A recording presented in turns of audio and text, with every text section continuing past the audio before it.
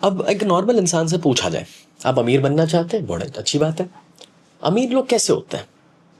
तो नॉर्मल इंसान कहते हैं अमीर लोग, सर मत पूछो, लूटते हैं, गलत करते हैं, देखो ना, ये केस वो केस, ये यूके चले गए, वो इंडिया छोड़ के भागे, लोगों का पैसा लेके, सर फ्रॉड होते हैं ये सारे लोग। ओके, अब आप बताएं कि अगर आप अमीर लोगों के बारे में ये मानते और सोचते हैं तो क्या आप कभी खुद अमीर बन सकते हैं? Because you are giving so much negative energy to something, it's not possible that you can attract that thing in your life. So instead of doing that, हमें अपना फोकस शिफ्ट करने की ज़रूरत है और ये समझना ज़रूरी है कि एक्चुअली जो लोग अमीर बने हैं, they are learners, they are value adders, they are solutionist. वो मार्केट का प्रॉब्लम समझते हैं, सोल्यूशन डिज़ाइन करते हैं, इसीलिए उनको पैसा मिलता है। They are job creators, they are also givers and contributors. अब ये क्वालिटीज़ आप अपने अंदर लाओ, ऑटोमेटिकली रास्ता मिलेगा। Now there's a big difference between employee mindset and entrepreneur mindset. मैं वर्ड यूज कर रहा हूं mindset.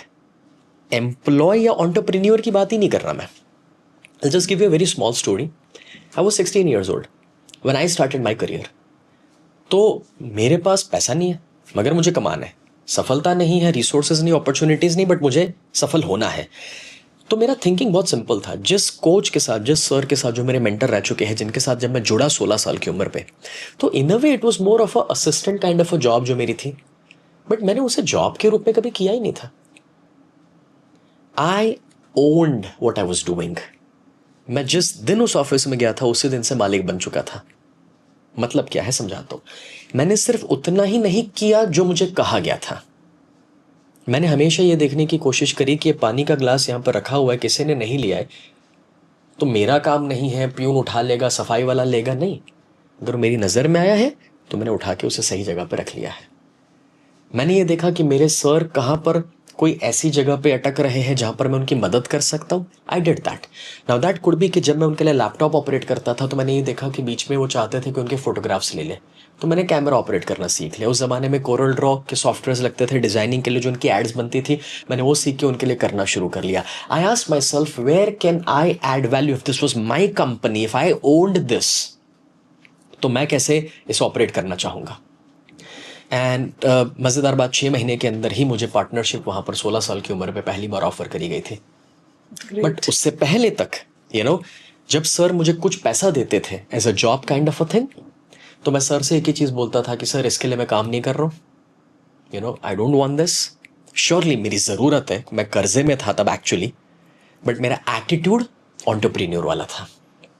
और मैं सर से इतना ही कहता था कि सर आप रखो और ऐसी जगह पे मेरे नाम से कहीं इन्वेस्ट कर लो जो मैं पूछने भी नहीं आऊँगा, जो मुझे फ्यूचर में कहीं ग्रोथ दिला सके। That was the kind of trust मैंने उल्टा उन पे रखा था।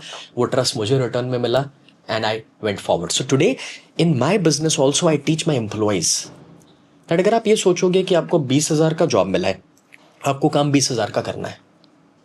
जब आपका प्रमोशन होगा 40-50 हज़ार मिलेंगे, मैनेजर बनोगे, तब मैनेजर के लेवल का काम करोगे। ये थिंकिंग से आपका कोई ग्रोथ नहीं होने वाला, because the way you do anything is the way you do everything. आपको जहाँ प्रमोट होना है, 50,000 पे जाना है, आपको मैनेजर बनना है, तो आप अभी जिस पोजीशन पर हो, जब आप ये थिंकिंग ला दोगे ना कि मैं मैनेजर ही हूँ, मुझे 50 ही मिल रहे हैं, और जब वो परफॉर्मेंस लाओगे, अगर मैं प्रमोशन नहीं भी दूंगा ना तो मेरा कॉम्पिटिटर भी आपको उठा के लेके जाएगा और प्रमोशन दे देगा, तो आप चिंता मत करो। That is the characteristic which you need to build in your self.